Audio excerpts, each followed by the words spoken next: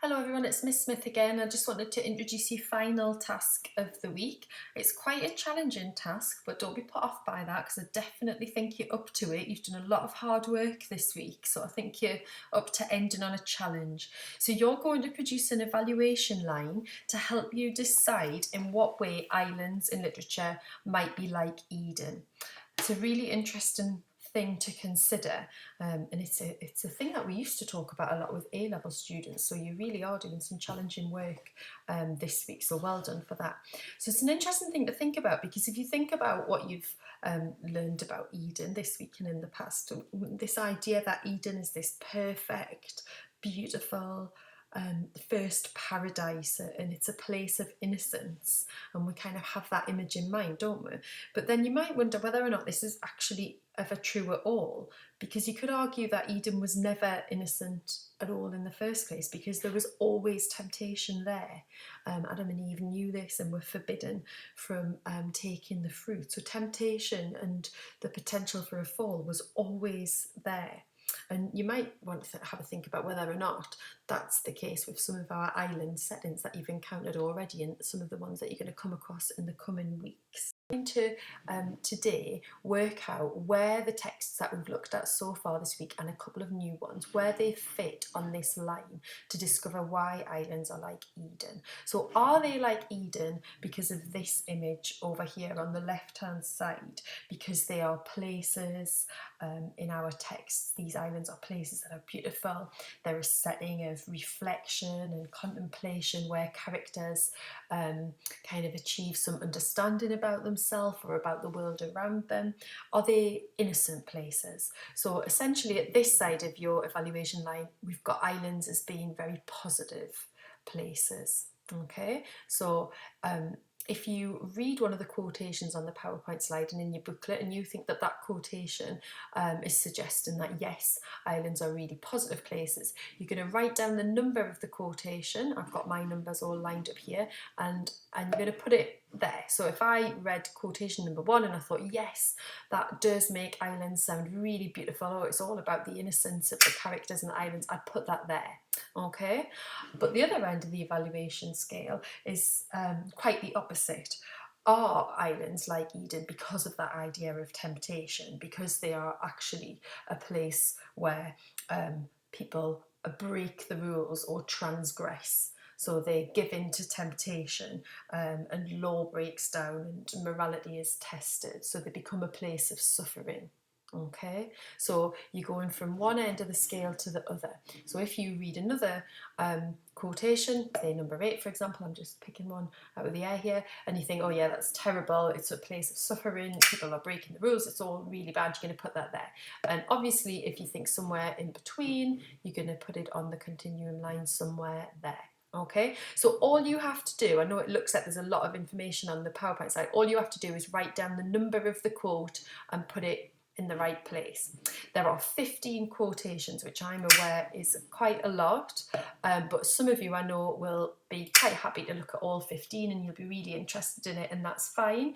If you think, my goodness, 15 is quite overwhelming for me today, it's the end of the week and I'm a bit tired, and I've been doing lots of work this week, you might only want to take sort of between 5, 10, it's up to you. Just don't go any less than 5, okay? But don't feel you've got to deal with all 15, because that is a lot, okay? But equally, if you're a bit of a geek like me and 15 sounds like a great way to spend your time, then have a think about them all and place them on the line.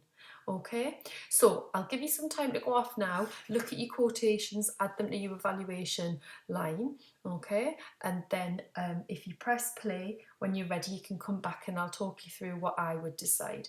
But as ever, it's all open to interpretation, isn't it? So don't feel like you've got it wrong if you've decided something completely different to me. It's just interpretations and ideas, and obviously if we were in the classroom we would be sharing these ideas and kind of challenging each other and thinking about them further, but I'm just doing this to give you some ideas and to kind of help you. Okay, if you start doing it and you get stuck, then come back to my video more quickly and you can borrow some of my ideas. That's absolutely fine. Okay, so pause the video now, go back to your evaluation line and put the numbers of the quotations in the relevant place, and then come back to me when you're ready, please.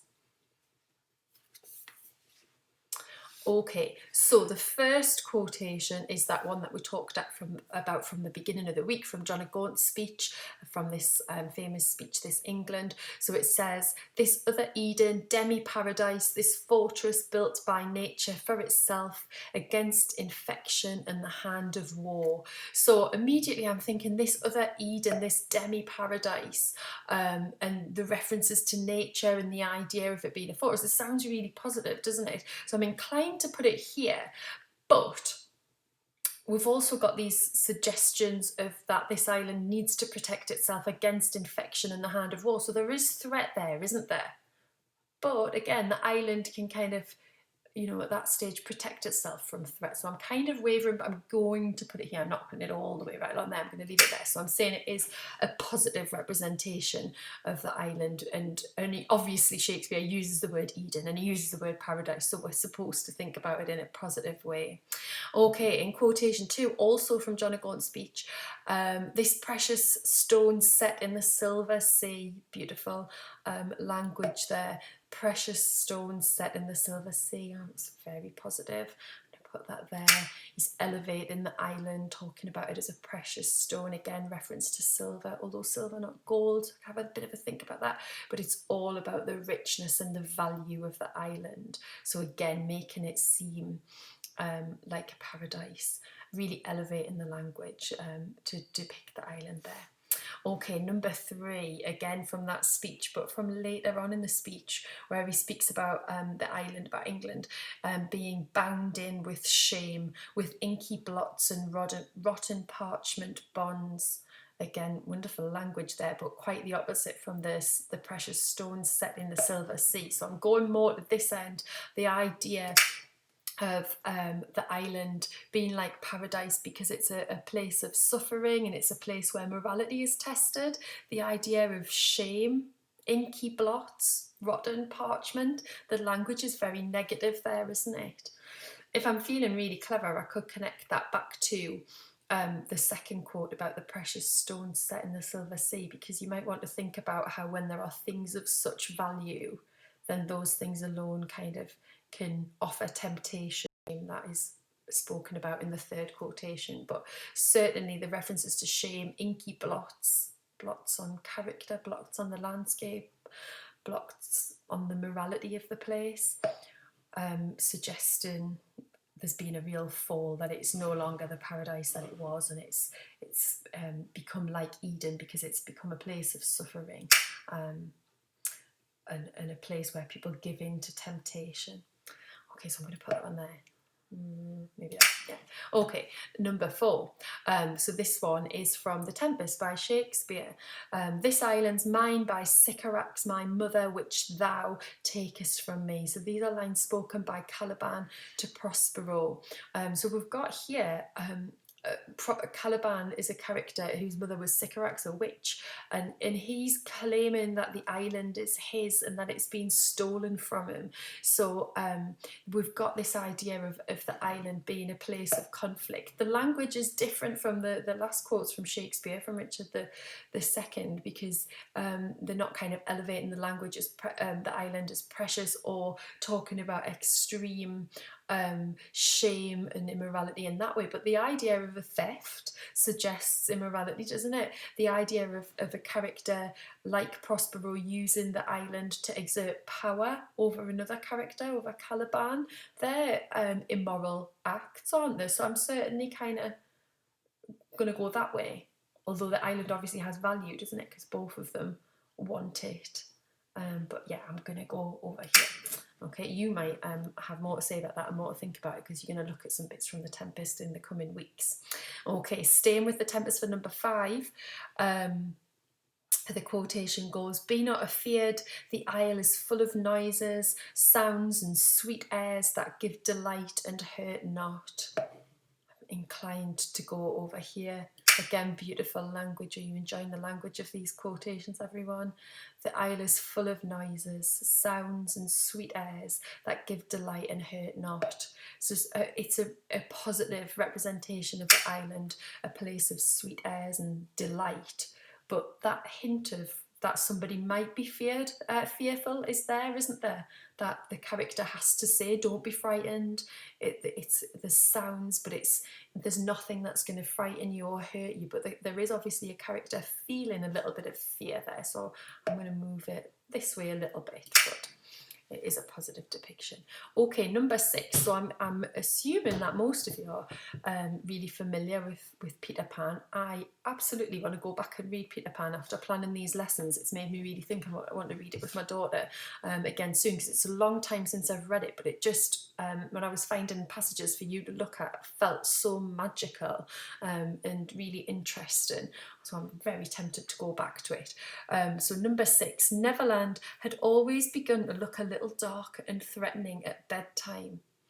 So this idea of it being a kind of magical place, actually right from the start of the novel, Neverland has these kind of threatening qualities and dark, sinister connotations. We're not sure why from that quotation, and suffering's not really explained, but I'm gonna put it along here. Yeah, it seems more threatening than the idea of ownership from the Tempest, so I'm going to put it there. Remember, you don't have to agree with me. You might have yours in completely different places. Number 7, also from Peter Pan. A million golden arrows were pointing at Neverland out to the children, all directed by their friend the sun. Quite the opposite. Yeah, golden arrows, suggesting value, suggesting worth, majesty, all of those kinds of things, directed by the sun. The sun is like kind of up there with that one from Richard II, the Precious Stone, maybe even more powerful. I'm going to put that there. Okay, number 8, from Swiss Family Robinson. The rocky coast seemed to announce to us nothing but famine and misery. So early impressions of the island that they are washed up in Swiss Family Robinson. A rocky coast, so very barren, so not really suggesting that the island's like Eden because it's beautiful, plentiful, anything like that. It seems like a hard place. It seems like a place where things might not grow, and then the idea of famine and misery, there's the potential for real extreme suffering there, isn't there? I'm going to put that one here. If you know anything about that novel at all, you'll be able to think about how that pans out. Is it a place of famine and misery, starvation, suffering, conflict? I think it turns out quite different. Okay, number 9 comes from Treasure Island. The very sight of the island had relaxed the cords of discipline. So this quotation is about when the first come on the island, and all of the characters on board the ship start to kind of get a bit looser and a bit more free and a bit more kind of asserting their own authority. And it's like if the suggestion is almost like that the island has this pull over them and this influence, and as I'm speaking, I'm thinking it's suggesting that the island is kind of tempting them and luring them, and obviously the idea of relaxing the cords of discipline would connect with the idea that we've associated with this image of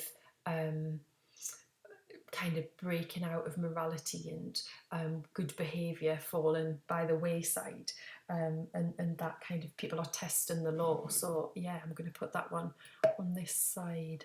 I'm keep looking back and measuring against the other ones. Don't want to put it. Yeah, I don't know, maybe we all need to move along a little bit. Okay, so it's quite interesting. I can see so far that we're kind of leaning more towards this side, aren't we? That islands do have this darker side to them, do have this kind of affinity with Eden, but with the darker elements of Eden, the idea of temptation and suffering a fall and a loss of innocence, rather than writers are using islands to depict these sort of beautiful, idyllic paradise type of settings. Okay, moving on. Number 10 is from Robinson Crusoe by Daniel Defoe. So Robinson describing landing on the shore. I was now landed and safe on shore and began to look up and thank God that my life was saved. So quite a positive depiction there, and that idea that perhaps he's been tested by being shipwrecked, and that there's a sense of relief and a sense of salvation, and maybe that this island is going to become a place of contemplation and thanks for him. So I'm going to move that one over to this side of my evaluation line. Number 11, moving on a little bit more quickly, from Lord of the Flies, which I've already told you how much I love the language of Lord of the Flies and the ideas. This is an island, at least I think it's an island. There's a reef out in the sea. Perhaps there aren't any grown-ups anywhere. Well, this is interesting. Not necessarily much of a description of the island apart from a reef, so suggesting sort of it being kind of tropical and interesting. But the main thing that catches our attention there in quotation 11 is the freedom offered by the fact that there aren't any grown-ups anywhere. So it's a place of liberty, there's a lack of restraint, which for young boys, as we're dealing with in Lord of the Flies, is going to make it like a paradise, isn't it? But a note of caution, there aren't any grown-ups anywhere, suggests that they could go a bit wild, and it's very remote and they're just trying to get their bearings. So yeah, it's going to be a place of liberty and freedom, but also the excitement of there not being any grown-ups anywhere, as I'm sure some of you will know, is that you can push the boundaries a little bit, can't you? And you can see what laws stand, and you can transgress or cross over those boundaries and break some rules a little bit. So it's going to have to go around the middle, leaning a little bit more towards the darker side of my evaluation line. Okay, number 12, again from Lord of the Flies. For a moment, he had a fleeting picture of a strange glamour that had once invested the beaches, but the island was scorched up like dead wood. So again, it needs to go in the middle, this one, doesn't it? This idea that the island was once glamorous, and if you read the novel, I absolutely encourage you to read the novel. It begins, William Golding describes the island as being glamorous, as being beautiful, quite a lot in the beginning, and it is very glamorous to these young boys who've landed there without any adults, and the kind of the possibilities that lie in wait for them there, and the beach and the lagoon and things like that are very beautiful. But by the end, we are told that the island is scorched up like dead wood. So the idea of it being scorched up turns the island from a paradise into a hell, actually. Maybe I need to move it a bit more that way. I can't decide, it's a really difficult task, this. Maybe there. Okay, number 13. This is going to cause me problems because of my lack of ability to speak Greek. And I keep investigating this and I've never quite found out how to pronounce it. So number 13 is from a wonderful novel called Circe or Kirke, maybe, by Madeline Miller. Anyway, however you pronounce the name, it's a wonderful, wonderful book. I read it last summer and I absolutely love it, and I'm going to read it again when I get time. So this is about a witch from Greek mythology who is exiled. So as it says, she's exiled to a deserted island where she can do no harm. She leaves tomorrow. So the idea of being banished and exiled, where you can do no harm, have no power, break no rules, that's really interesting, because the suggestion is there's no rules for her to break. The suggestion is she can do no harm, and she has done harm. So that seems to suggest the island is a positive place. But obviously, if she's being banished there, exiled there, then I won't spoil it for you because I know what she's done and I know what happens, but it suggests that she's sinful in some way, doesn't it? So again, this is going to be one of the ones that kind of goes in the middle. Okay, another one from the same novel, which I'm not going to attempt to pronounce the name of, but Number 14. I love to walk the island from its lowest shores to its highest haunts, seeking out the hidden mosses and ferns and vines, collecting their leaves for my charms. So you kind of read that and you think it's a really rich, beautiful place. We've got the shores, the hidden mosses, the ferns, the vines, the idea that the character loves to walk there, that it kind of sustains her, it brings her joy, but she's using the island to create charms and magic and spells, which obviously are transgressive. I keep using the word transgressive, to cross boundaries. Do you know what I mean? Yeah. So there's that transgressive element to creating charms and magic, and again, a suggestion of immorality there, perhaps. So it's got to go a little bit into the middle. Look at this cluster that we're getting in the middle here. It's really interesting. Okay, last quotation from, again, that same novel. The island seemed to me the wildest, most giddy freedom. Its shores, its peaks, all of them yawned out to the horizon, filled up with magic. What a gorgeous description. I feel like going away and reading the book again now.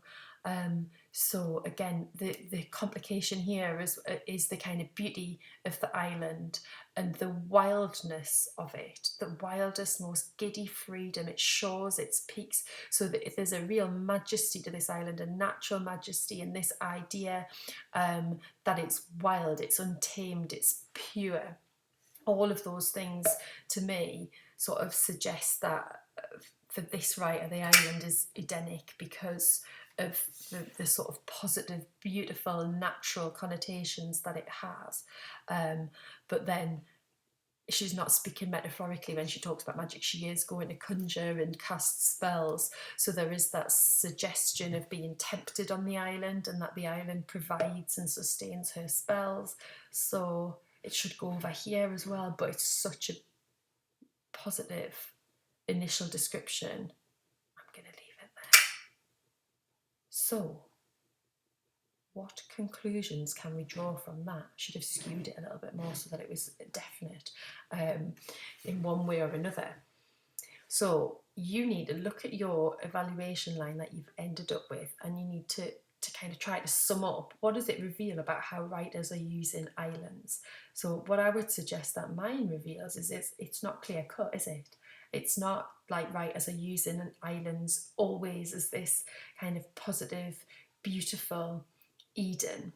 It seems that quite often they go with that idea that I sort of started this with, that yes, they're like Eden because they're beautiful and have connotations of innocence and all of those positive qualities, but we've got quite a lot in the middle here and some over here, and it suggests that they're also like islands because that temptation was always there, that temptation to sin, to fall, to suffer, and to kind of cross the boundaries of ordinary morality, and to kind of cause a breakdown in order, natural order perhaps. So it's not, my answer to that question would be that it's not clear cut, that there's a kind of combination of both interpretations of how writers are using ideas about Eden in their settings. So it's a really interesting thing to think about, and to just kind of look through all of those different quotations. If you are a big reader, or you've watched lots of films that have been set on islands, or television series, I don't know if any of you have seen Lost. That was a television series that was set on an island. Very interesting. You might want to add some more islands that you know of to your evaluation line, and add those on and see what they make you think. If you've got really into thinking about islands this week, you could do that and see if that helps you discover anything different.